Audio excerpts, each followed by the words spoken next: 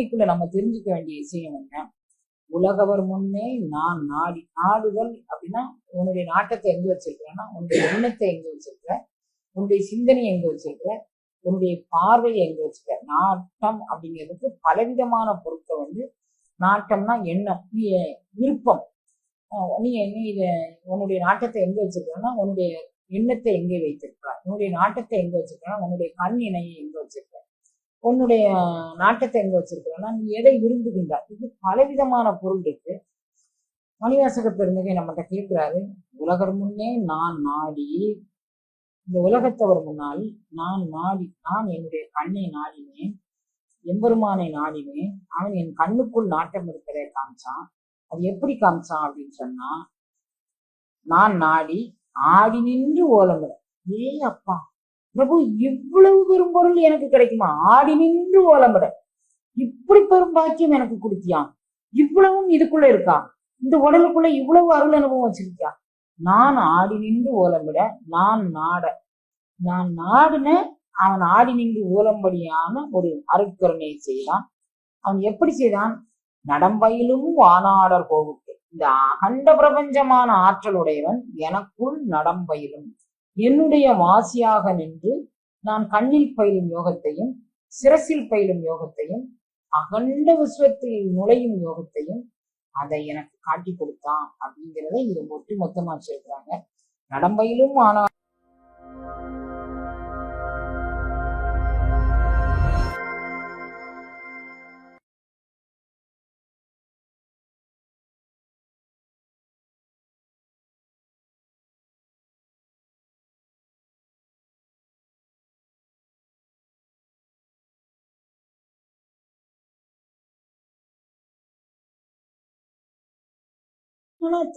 திருவாசகத்துல அச்சியோகம் இருக்கக்கூடிய தலைப்புல நாங்க எந்த மெய்ப்பொருளை நாங்க இந்த இடத்துலதான் பெற முடியும் அப்படின்னு சொல்லி மெய்ப்பொருள் விளக்கம் அப்படிங்கக்கூடியது இந்த இடத்துலதான் பெற்றுக்க முடியும் அப்படின்னு நாங்க நினைச்சோமோ, அதை முடிச்சு ஒவ்வொரு பாடலையும் நீங்க அப்படி எடுத்து சொல்றீங்க. இதுதான் திருவாசகமா? திருவாசகம் அது யாரு அது ஆரண நூல், அது வேத நூல்னு சொல்வாருக்கு வேத நூல், ஆகம நூல்னு சொல்வாருக்கு அது ஆகம நூல், காம நன்னூல் அது அகத்துறை பாடல்களை பத்தி தான் சொல்லுதுன்னா அதுதான் யோக நன்னூல், அது யோகத்தை பத்தி சொல்லுதுன்னா அது யோக நூல் தான். அதையும் கடந்து அருள் அனுபவத்தை பற்றி அதில் போயும் ஒரு நிலை பற்றி நம்மளுடைய உடம்பை முத்தேக சித்தியாக அந்த கரண சுத்திகரம் எல்லாம் பண்ணி நம்மளுடைய திசுக்களையும் மடைமாற்றம் பண்ணி இந்த திசுக்கள் மூலமாக நாம் பெறக்கூடிய ஞான அனுபூதி நிலை, அதாவது நாம என்ன பெற போறோம், என்னுடைய ஒவ்வொரு அணுக்களையும் சுத்திகரம் செய்து சுத்த தேகம், ஞானதேகம், பிரணவ தேகம்னு ஒளிவண்ணம் கொண்டு போகக்கூடிய அளவிற்கு உண்டான அருள் நிலையங்கள் அனைத்தும் கொண்டது. நான் சொல்லியிருக்கிறது ரொம்ப குறைவுதான். ஏன்னா நான் ஏற்கனவே ஒரு யோக விளக்கமா 688 பாடலையும் பதிவேற்றம் பண்ணிட்டேன். பின்ன மீண்டும் அதை பற்றி விரிவாக்கம் சொல்லணும்னா அதுல போய் பார்த்துக்கிட்டுங்கிறதுக்காக நான் விட்டுட்டேன். இப்ப இதுல அச்சியோகத்தை பற்றி மட்டும் அது என்ன சொல்லுது, நம்ம புத்திக்குள்ள நம்ம எதை ஏத்திக்கணும், எந்தெந்த வார்த்தைகளும் நம்ம நடக்கும்போது இருக்கும்போது ஒரு சின்ன சின்ன வார்த்தைகளை போட்டு இது எனக்குள்ள என்ன வேதித்தலை செய்யும்னு போடுறதுக்காக நான் இதை போடுறேன். நீங்க மணிவாசக பெருந்தகை சரணாகதி பண்ணி நீங்க உங்களுடைய குருநாதர் எந்த மெய்ப்பொருளை காட்டி கொடுத்தாரோ அந்த மெய்ப்பொருள் இதுல இருந்தா எனக்கு உணர்த்துங்கன்னு சொல்லி வேண்டிட்டு நீங்க பாருங்க அப்படின்னு சொன்னேன். ரொம்ப லேசா சொல்றாங்க. இதுல என்ன இருக்கு அப்படிங்கிறது, அதுல இருக்கக்கூடிய எத்தனை கோடிக்கு இருக்கக்கூடிய சொத்துன்னு என்னால சொல்ல தெரியல. அத்தனை கோடி பெருமானம் உள்ள சொத்தை இது உள்ள வச்சிருக்காரு மணிவாசக பெருந்தகை. அதை என்ன பாடிட்டே இருக்கிறீங்க நீங்க, அந்த பாட்டு அது வேணும் அது இது இதுல இருக்கா அப்படின்னு கேக்குறாங்க. நம்ம எதையுமே நம்ம புரிந்து கொள்ளாதனால அது அவ்வளவு குறைவாக மதிச்சுக்கும் போல இருக்கு. அவங்ககிட்ட நான் அதுவும் சொல்லல. இது மிகப்பெரிய ஒரு பெரிய சேகரமாம் பல சித்தி நிலைக்கெல்லாம் ஆகரமாம் அருட்பெருஞ்சோதிங்கிறாரு. சேகரமாம் பல சித்தி நிலைக்கலாம். நீங்க என்னென்ன சித்திகள் வேணும்னு நினைக்கிறீங்களோ அத்தனைக்கும் ஆகாரமாக இது இருக்கின்றது அப்படின்னு மட்டும் நான் சொல்லிட்டு விட்டுட்டேன். அதனால நீங்க நம்ம பிள்ளைங்க திருவாசகம்னு சாயங்காலம் 6 மணில திருவாசகம் படிக்கிறீங்க, அடிக்கடி திருவாசகம் முற்றுவதல் பண்றீங்க, மாதத்துக்கு முற்றுவதல முழுமையா கலந்துக்கிறீங்க. அதனால இவ்வளவு செய்கிறவங்களுக்கு திருவாசகம் எவ்வளவு பெரிய சொத்து நமக்கு கிடைச்சிருக்கு. அது தமிழ் எழுத படிக்க தெரிஞ்சு அந்த திருவாசகத்தை வாசிக்க தெரியக்கூடிய அளவிற்கு நமக்கு எப்படி இருந்திருக்கு அப்படின்னு சொல்லி நமக்கு உணர்வதற்காக வேண்டி திருவள்ளுவர் நமக்கு இந்த இவங்களெல்லாம் வச்சு கேட்க வச்சிருக்கிறாங்க போல இருக்கு அப்படின்னு நான் நினைச்சிருக்கேன். இன்னும் நான் திருவாசகத்தை முழுதா சொன்னேன்னு நான் சொல்லலை. நான் சொன்னது ஒரு கோடியில ஒரு முனை அளவு கூட நான் சொல்லலை, ஒரு நெல்முனை அளவு கூட சொல்லலை. இன்னும் அதுல இருக்கு. நான் என் வாழ்நாள் உள்ள வரைக்கும் திருவாசகத்தை பேசிட்டே இருக்க சொன்னா அது என்னென்ன சொத்து குவிகள் அதுல இருக்குன்னு பேசிட்டே இருக்கலாம், அவ்வளவு இருக்கு. நான் ஆனாலும் அங்கே நிறைய பதிவு பண்ணிட்டோம் அப்படிங்கிறதுக்காண்டி அங்க உள்ள மூலமாக சொல்றேன். பூவல்லி அப்படின்னு சொன்னா பூவல்லிக்குள்ள நம்ம தெரிஞ்சுக்க வேண்டிய விஷயம் என்ன? உலகவர் முன்னே நான் நாடி. நாடுதல் அப்படின்னா உன்னுடைய நாட்டத்தை எங்க வச்சிருக்கிறேன்னா உன்னுடைய எண்ணத்தை எங்க வச்சிருக்கிற, உன்னுடைய சிந்தனையை எங்க வச்சிருக்கிற, உன்னுடைய பார்வையை எங்க வச்சிருக்க. நாட்டம் அப்படிங்கிறதுக்கு பலவிதமான பொருட்கள். நாட்டம்னா எண்ணம், நீ விருப்பம். நீ உன்னுடைய நாட்டத்தை எங்க வச்சிருக்கிறன்னா உன்னுடைய எண்ணத்தை எங்கே வைத்திருக்கிறார், உன்னுடைய நாட்டத்தை எங்க வச்சிருக்கிறா, உன்னுடைய கண் இணையை எங்க வச்சிருக்க, உன்னுடைய நாட்டத்தை எங்க வச்சிருக்கிறன்னா நீ எதை விரும்புகின்றார். இது பலவிதமான பொருள் இருக்கு. மணிவாசக பெருந்தகை நம்மகிட்ட கேட்கிறாரு, உலகர் முன்னே நான் நாடி, இந்த உலகத்தவர் முன்னால் நான் நாடி, நான் என்னுடைய கண்ணை நாடினேன், எம்பெருமானை நாடினேன். அவன் என் கண்ணுக்குள் நாட்டம் இருக்கிறதை காமிச்சான். அது எப்படி காமிச்சான் அப்படின்னு சொன்னா, நான் நாடி ஆடி நின்று ஓலமிட. ஏ அப்பா பிரபு, இவ்வளவு பெரும் பொருள் எனக்கு கிடைக்குமா? ஆடி நின்று ஓலமிட, இப்படி பெரும் பாக்கியம் எனக்கு கொடுத்தியான். இவ்வளவும் இதுக்குள்ள இருக்கா? இந்த உடலுக்குள்ள இவ்வளவு அருள் அனுபவம் வச்சிருக்கியா? நான் ஆடி நின்று ஓலமிட, நான் நாட, நான் நாடுன அவன் ஆடி நின்று ஓலம்படியான ஒரு அருட்கருணையை செய்தான். அவன் எப்படி செய்தான்?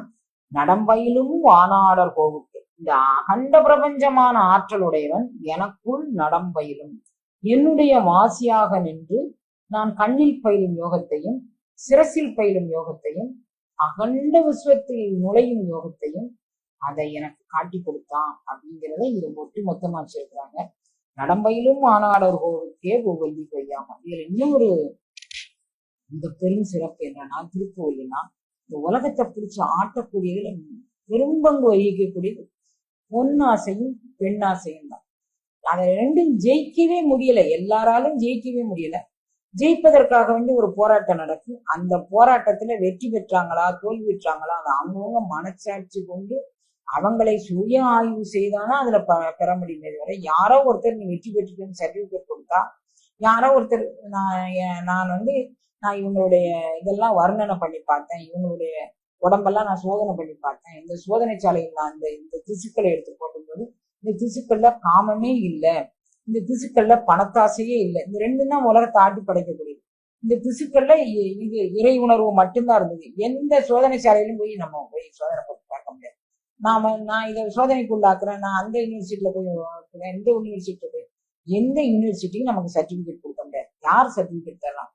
பேரண்ட நாயகன் நம்முடைய புத்தி புகுந்தவன். இந்த பகுதியில அதை சொல்லக்கூடிய அந்த ஒரு வார்த்தை, என்னுடைய புத்தி புகுந்தவன்.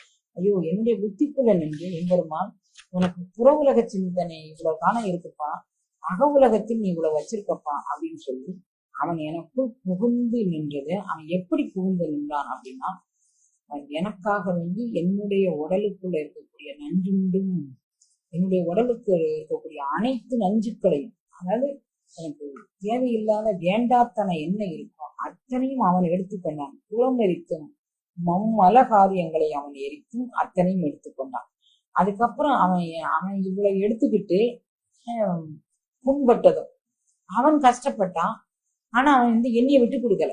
நான் ஆட்கொண்ட உயிரை விட்டு கொடுக்காம ஏறி ஏற அவன் வாசிக்குதிரை ஏறி என்னுடைய இந்த பெண்ணாசையும் இந்த பொன்னாசை, இந்த ரெண்டு ஆசையும் இந்த மூலக்கணலில் இருந்து அவன் மேலேற்றி செஞ்சு இந்த கண்ணில் ஒளிரும் ஞானத்தையும் இந்த சிரசில் பெறக்கூடிய அருள் உணர்வையும் அவன் தந்துட்டான்னா, அப்புறம் எந்த பெண்ணாசையும் எந்த பொன்னாசையும் அப்பர் சுவாமிகள் முன்னால எல்லாரும் நின்னாங்க.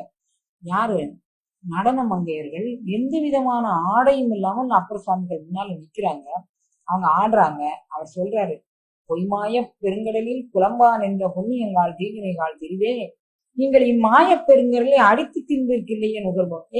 நீ இதுல எனத்தையும் அனுபவிச்சுக்குவேன், நான் உன்னைய வெட்டிக்கில சாச்சிருவேன், உனக்கு மீண்டும் இந்த உலகியல் இன்பத்தை ஊட்டிடுவேன்னு நீ நினைக்கியா? இதுக்கு இல்லையா, நீ அனுபவிக்கக்கூடிய நுகர்போகம் இங்க இல்லையா, தயவு செய்து நீ படைச்சுக்கோன்னு இங்க நீ என் பக்கத்துல வந்து வச்சுக்கோ, நீ எரிஞ்சு போயிருவ.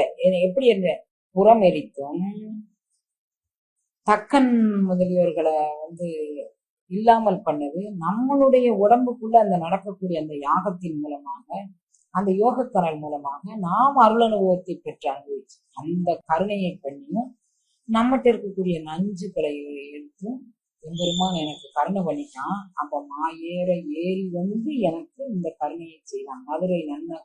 மதுரை நன்னகர் புகுந்து எனக்கு இந்த கருணையை செய்தான். அவன் செய்த கருணை இன்னது என்று சொல்ல முடியாத அளவிற்கு மிகவும் பவித்திரமான கருணை. அந்த கருணையை பெற்றுக்கொண்டு நான் அனுபவித்த அனுபவங்களை பற்றி சொல்றேன். இதுதான் வந்து ஒரு மனிதனை அலக்களிக்கக்கூடியது, அலப்பரப்படுத்தக்கூடியதுல இந்த பொண்ணும் தான். அதை அள்ளி பொய்யாம அந்த உணர்வுகளை கண்ணில் பெறும் ஞானத்திற்கு திசை மாற்றி அது சிரத்தில், அதாவது இதையே அவர் என்ன சொல்றாரு, நான் வந்து எந்த இடத்துலலாம் இதை பதிக்கணும் அப்படின்னு சொல்லும்போது என் நாட்டத்தும் சிரத்தும், அப்ப என்னுடைய கண்ணுக்குள்ள அதை பதிச்சு சிரத்துக்குள்ள அதை மேலேற்றணும் அப்படின்னு சொல்றாரு. அப்படி மேலேற்றின கதையை பற்றி இந்த திருப்புவல்லி அப்படிங்கிறது சொல்றாரு. அது இல்லாமல் நம்ம எதையே ஜெயிச்சிருவோம் அப்படின்னு சொல்ல முடியாது. சரணாகதி பண்ணிட்டே இருந்தோம்னா ஒரு நாளைக்கு ஜெயிக்க வைப்பான். நான் சாதிச்சிருவேங்க கூடியதா இதுல போய் போராடிக்கிட்டு நிற்க வேண்டியதே இல்லை. ஒரு கைத்துணை கொண்ட பிடிச்சி நம்ம பாட்டுல நம்ம வழிபாட்டுல போயிட்டே இருக்க வேண்டியதான். கைக்கு ஒரு துணை இருக்கும்போது நம்மளுடைய மனம் சலனப்பட போறதில்லை. அது சலனம் வந்தால் கல்லோன்னு விரும்பினால் மகங்கள் செய், காமத்தின் மனதானால் கொள்ளும் வெண்டிரோடு கலவி செய். அதுல ஒண்ணு நமக்கு யாரும் வந்து தடங்கள்லாம் பண்ண போறதில்லை. அது மாதிரி நீ போயிட்டே இரு அப்படின்னு சொல்லி வழி நடத்துறாங்க. அதை இவர் சொல்றாரு, இந்த பூவல்லி எனக்கு எங்கேயே போய் அந்த பூ அந்த மலர் கண்மலர் அனுபவத்துக்குள்ள நான் வந்து கொய்யணும். எங்கே எதை கொய்யணும், இந்த புலன் முகர்ச்சிகளை கொய்து அந்த மடைமாற்றம் செய்து அது கண்ணில் ஒளிரக்கூடிய அந்த என்னுடைய நாட்டத்தை எங்க வைக்கணும், நாட்டத்தை என்னுடைய கண்ணிலும் சிரத்திலும் அகண்ட பரவலிலும் நான் வைக்கணும். அப்படி வைப்பதற்கு எனக்கு கருணை செய்த கருணையாளன் அப்படிங்கக்கூடியதாக திருப்புவல்லி அப்படிங்கக்கூடியதுல அவர் பாடுறாரு. வணக்கம். ஆன்மீக பெருமக்களுக்கு ஒரு இனிய செய்தி. நமது வாழ்வின் தடைகளை நீக்கி வெற்றி பாதையை வகுக்கும் மங்களமூர்த்தி கணபதியின் அருளை பெற ஒரு அரிய வாய்ப்பு. அன்னை சகுந்தலாவின் ஆசியுடன் வரும் ஆகஸ்ட் 11, 12 மற்றும் 13 ஆகிய தேதிகளில் 3 நாட்கள் நடைபெறும் சக்தி வாய்ந்த கணபதி மந்திர பயிற்சி வகுப்புக்கு உங்களை அன்புடன் அழைக்கிறோம். இந்த வகுப்பில் நீங்கள் வெறும் மந்திரங்களை உச்சரிப்பது மட்டுமல்ல, அதன் ஆழமான பொருளையும் சரியான உச்சரிப்பு முறைகளையும் மந்திரத்தின் உண்மையான அதிர்வலைகளையும் உணர்ந்து கொள்ள முடியும். உங்கள் மனதை ஒருமுகப்படுத்தி நேர்மறை எண்ணங்களை ஈர்த்து வாழ்வில் நீங்கள் அடைய விரும்பும் இலக்குகளை நோக்கிச் செல்ல இந்த மந்திரங்கள் உறுதுணையாக இருக்கும். பயிற்சியின் முடிவில் கணபதி மந்திரத்தின் முழுமையான பலன்களையும் கணபதியின் அருளையும் பெற்று உங்கள் வாழ்க்கையில் புதியதொரு அத்தியாயத்தை தொடங்கலாம். இந்த அரிய வாய்ப்பை தவறவிடாதீர்கள். மேலும் விவரங்களுக்கு தொடர்பு எண்ணை தொடர்பு கொள்ளவும். குரூப்பில் இணைய டிஸ்கிரிப்ஷனில் உள்ள லிங்கை பயன்படுத்தவும்.